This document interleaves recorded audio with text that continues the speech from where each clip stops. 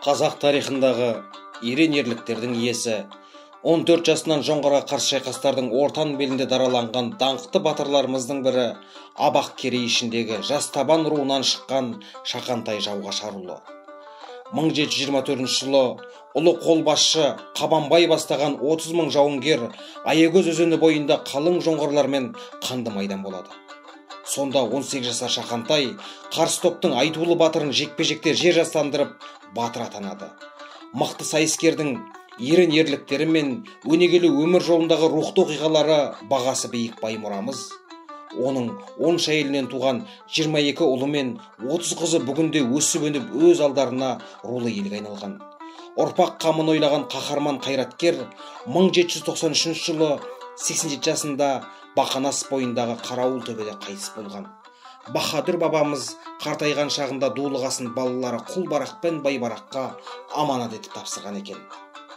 Арда ата жарық дүниемен қоштасқаннан кейін 2 жыл өткен соң, яғни 1993 жылы Аягөз ауданы Қосағаш ауылының іргесінен күмбездік кешен салынады. Игілікті істің негізгі ұйытқысы даңқты композитор Еркеғали Рахмадиев. Шақантай Жауғашарұлы байрақ ұстаған батыр, соңына өнегелі өсиет, асыл сөз қалдырған ауыз дуалы шешен. Шақантай бабамыздың ғақлия сөздеріне кезек берейін.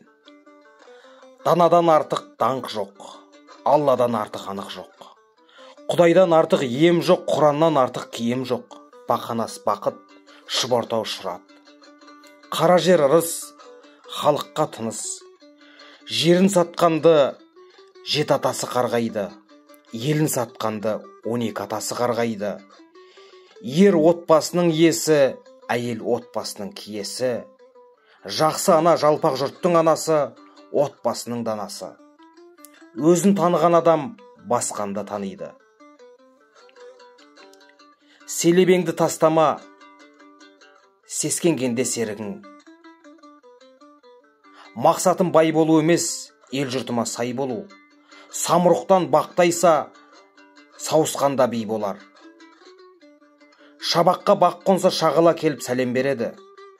Хас батырдың арманы қар ормандай. Ұлағатты ұлт даналарын ұлықтайық. Асыл қазынамызды ұмытпайық. Жарқын болашағымызға тағылымды тәрбие беру жолында ойланайық.